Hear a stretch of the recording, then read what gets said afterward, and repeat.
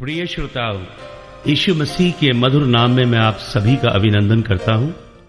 मैं आपका ध्यान परमेश्वर की पवित्र वाणी की ओर आकर्षित करना चाहता हूं। परमेश्वर की वाणी बताती है, प्रथम मनुष्य अर्थात आदम, जिसे प्रभु परमेश्वर ने सृजा, उसके पुत्र कैन ने अपने भाई हाबिल का वध कर दिया। तब हाबिल के निर्दोष लहू ने स्वर्ग के विराट परमेश्वर को पुकारा। परमेश्वर का वचन बताता है, लहू एक ऐसी अद्भुत रचना है परमेश्वर की। वाणी में लिखा है, बिना लहू बहाए पापों की क्षमा नहीं।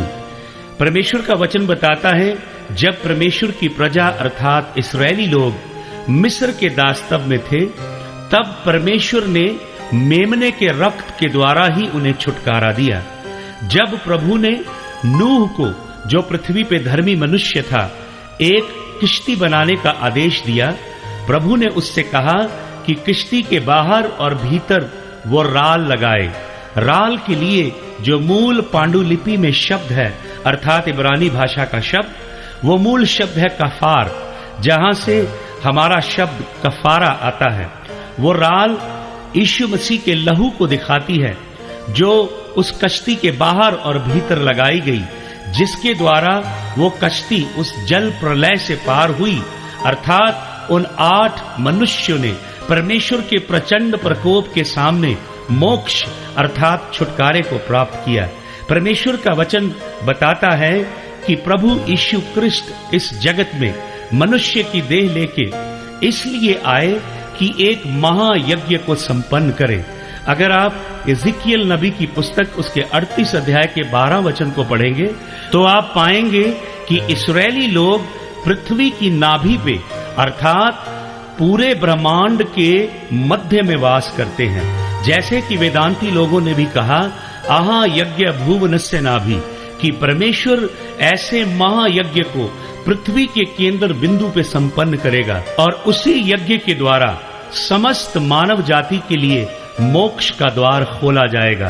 प्रभु यीशु क्रिस्त ने इस पृथ्वी पे आके किसी नए धर्म का प्रचार नहीं किया, ना ही प्रभु यीशु क्रिस्त नया धर्म बनाने या चलाने आए।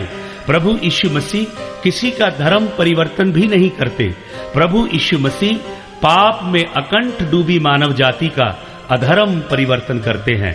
क्रूस वो यज्ञ की वेदी है, जहां पे वो देहधारी शब्द अर्थात देहधारी परमेश्वर प्रभु यीशु क्रिस्त अपनी निष्कलंक देह को और अपने पवित्र लहू को समस्त मानव जाति के छुटकारे में दे देता है। परमेश्वर का वचन बताता है इब्रानियों की पत्री 13 अध्याय के 20 वचन में कि यीशु मसीह का पवित्र लहू अनंत वाचा का लहू है। इब्रानियों की ही पत्री उसके 13 अध्याय के 12 वचन में ऐसा लिखा है कि प्रभु यीशु ख्रिस्त ने शहर के फाटकों के बाहर जाके इसलिए दुख भोगा कि वो अपने पवित्र लहू के द्वारा हमें शुद्ध करे। परमेश्वर का वचन बताता है, जिस रात्रि प्रभु यीशु मसीह पकड़वाया गया, वो अपने 12 शिष्यों के साथ बैठा और उसने रोटी ली और उसको टुकड़ों में विभाजित करके कहा, ये मेरी निष्कलंक देह है जो तुम्हारे लिए तोड़ी जाती है, इसे लो और ग्रहण करो। उसके बाद उसने दाख रस का एक प्याला लिया और उस पे आशीष मांग के ऐसा कहा, ये नई वाचा का मेरा पवित्र लहू है जो तुम सबके छुटकारे के लिए बहाया जाता है, इसे ग्रहण करो। प्रिय भाई और बहनों, प्रभु यीशु मसीह ने अपना निर्दोष लहू आपके और मेरे छुटकारे के लिए बहाया है। यीशु मसीह का लहू आज भी जीवित है। यीशु मसीह के लहू में आज भी वही सामर्थ है।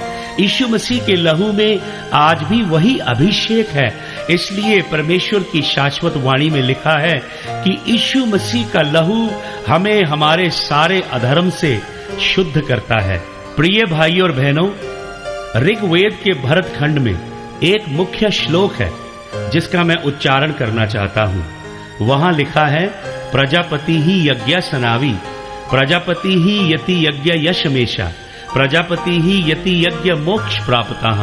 अर्थात सृष्टि का विराट सृष्टा पृथ्वी पे एक महायज्ञ को संपन्न करेगा और उस यज्ञ की खूबी ये होगी कि उस यज्ञ में वो विराट परमेश्वर स्वयं मेष अर्थात मेमना बन के आएगा, और जो कोई उस यज्ञ की आहुति में सम्मिलित होगा उसे मोक्ष अर्थात छुटकारा मिलेगा। प्रभु यीशु कृष्ण ने अंतिम रात्रि अपने चेलों के साथ ऐसा ही किया। उन्हें अपने शरीर और अपने पवित्र रक्त में शामिल किया। यीशु मसीह के पवित्र लहू के द्वारा ही समस्त मानव जाति के मोक्ष का द्वार प्रशस्त हुआ है। इसलिए प्रिय भाई और बहनों, मनुष्य के अपने यत्न, मनुष्य के बनाए अपने मार्ग, मनुष्य की सीमित बुद्धि की कल्पनाएं मनुष्य के अंदर लगे पाप के असाध्य रोग से उसे छुटकारा नहीं दे सकते।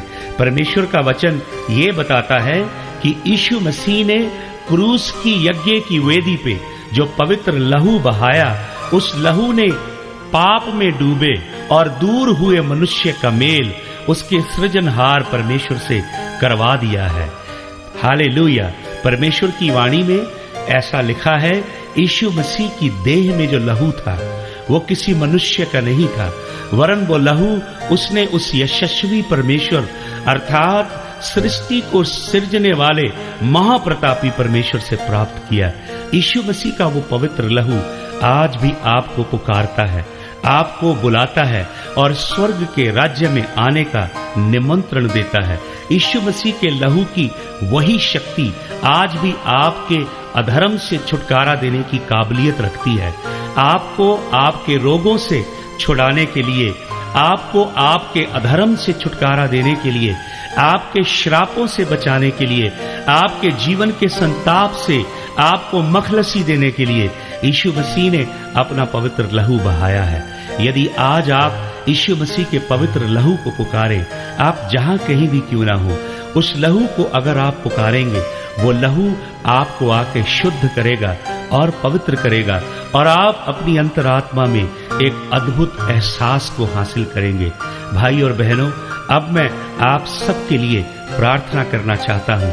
यदि आप इस पवित्र लहू से धुल के नई सृष्टि बनना चाहते हैं, तो आइए हम अपने मुक्तिदाता प्रभु यीशु मसीह के पवित्र लहू के द्वारा अपने स्वर्गीय पिता तक चले। यदि आप इस अद्भुत यीशु मसीह को अपने हृदय में बुलाना चाहते हैं, तो अपनी आंखें बंद करें। आइए हम परमेश्वर के सन्मुख ये याचना करें। स्वर्गीय पिता, यीशु मसीह के जीवित नाम में हम आपकी शरण में आते हैं। यीशु मसीह के पवित्र लहू के लिए आपका धन्यवाद देते हैं। उस लहू को हम पुकारते हैं। जो भाई बहन प्रभु आपके नाम को इस समय पुकार रहे हैं, आपका लहू इसी समय उनकी अंतरात्मा में काम करना शुरू करे। सारा अंधकार इनके जीवन से भाग जाए, सारे शैतानी बंधन इनके जीवन से टूट जाए और प्रभु तेरी निर्मल ज्योति इनके हृदयों में चमकने पाए। प्रभु, यदि कोई किसी रोग में या किसी असाध्य रोग में, मानसिक वेदना में या किसी प्रकार की पीड़ा से जूझ रहा है प्रभु जी, या अपने जीवन की चुनौतियों से हारा है प्रभु, मैं ऐसे भाई और बहनों के लिए प्रार्थना करता हूँ। हे स्वर्गीय पिता, अपने अनुग्रह में हाथ को इन लोगों पे बढ़ा और इन्हें स्पर्श कर। मैं यीशु मसीह के लहू को विश्वास से इनके जीवनों पे छिड़क देता हूँ और इनके जीवनों को प्रभु जी आपके पवित्र और क्रूसित हाथों में दे देता हूँ। आपका शाश्वत आत्मा इनके हृदयों को स्पर्श करे। प्रभु, अपने लोगों को आशीषित करे। प्रभु यीशु मसीह के जीवित नाम में, आमीन।